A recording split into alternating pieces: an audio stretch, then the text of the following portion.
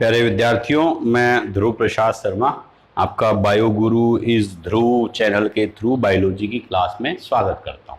और आज जो हम बेटा टॉपिक लेने जा रहे हैं वो टॉपिक है आपके पदार्थों का परिवहन। अब देखो, पदार्थों का परिवहन, पिछला टॉपिक जो हमने वीडियो देखा एक्टिव और इनएक्टिव, सक्रिय और निष्क्रिय पदार्थों का परिवहन, हमने बात करी थी। अब जो टॉपिक लेने जा रहे हैं वो बात कर रहे हैं पदार्थों का परिवहन किधर हो रहा है, अंदर हो रहा है या बाहर हो रहा है। उस आधार पर पदार्थों के परिवहन को दो भागों में बांटा है। पहला एंडोसाइटोसिस और दूसरा बेटा आपके एक्सोसाइटोसिस। ये दो तरह से पदार्थों का परिवहन बेसिकली होता है। मैं एक एक करके टॉपिक को क्लियर करता चलता हूं, आप सुनिएगा। देखो, एंडोसाइटोसिस जो शब्द है उसके अंदर पदार्थ जो है, पदार्थ अंदर लिए जाते हैं, अंदर लेते हैं। अंदर लेते हैं का मतलब इनसाइड, जबकि यहां पर पदार्थ जो है वो बाहर निकाले जाते हैं। एक्सोसाइटोसिस में कोशिका एग्जिट करती है, पदार्थ को आपके बाहर निकालती है। ये पहला इन दोनों के अंदर मुख्य जो हम बात करें लक्षण वो है। दूसरा, एंडोसाइटोसिस किया क्यों जाता है? पोषण के दौरान। पोषण मतलब न्यूट्रिशन। जब भी कोशिका को न्यूट्रिशन चाहिए तब पदार्थ अंदर लेगी, तो वो पोषण या न्यूट्रिशन के दौरान आपके कौन सी क्रिया होगी? आपके एंडोसाइटोसिस।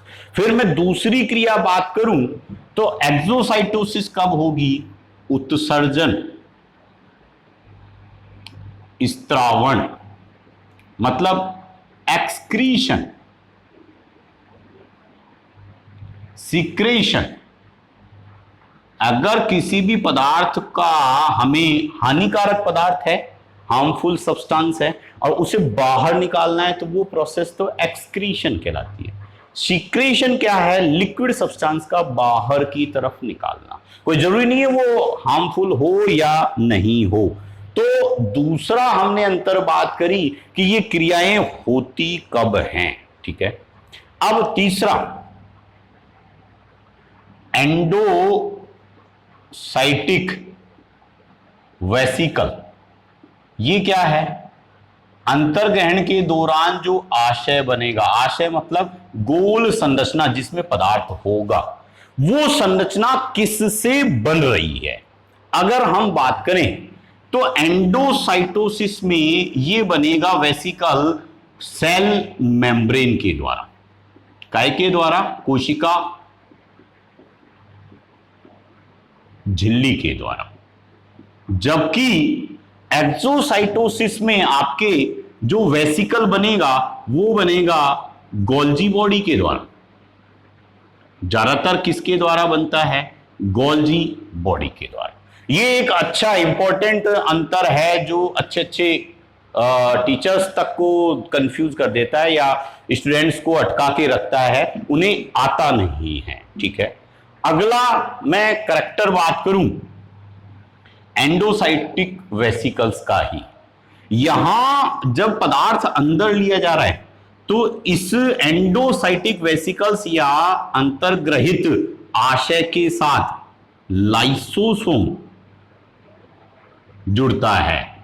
मतलब lysosome will attach with endocytic vesicles. ऐसा एक्सोसाइटोसिस में कोई जरूरी नहीं है आपके हो। तो ये एक मुख्य अंतर है कि लाइसोसोम जो है वो आपके जुड़ता है या नहीं जुड़ता, ठीक है।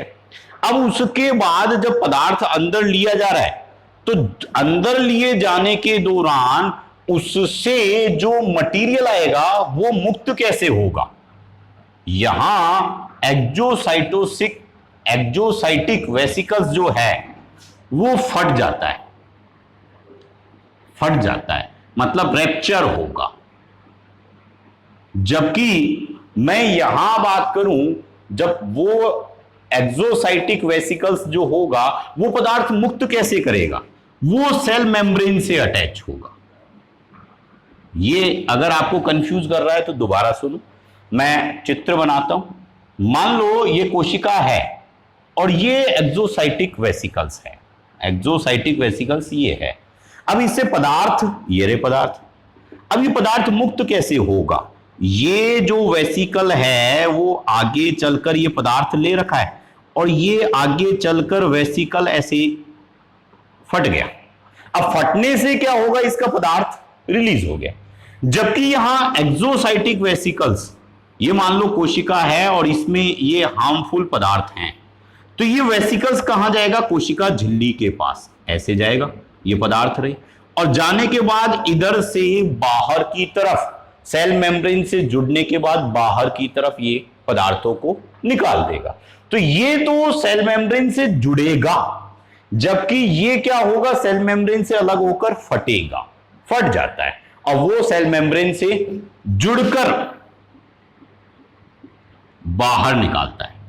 तो ये मेरा एक जो टॉपिक था आपके एंडोसाइटोसिस और एक्सोसाइटोसिस, उसका वीडियो छोटा सा और दोनों में डिफरेंस आप इसका स्क्रीनशॉट ले लें और लाइक सब्सक्राइब करना ना भूलें। धन्यवाद।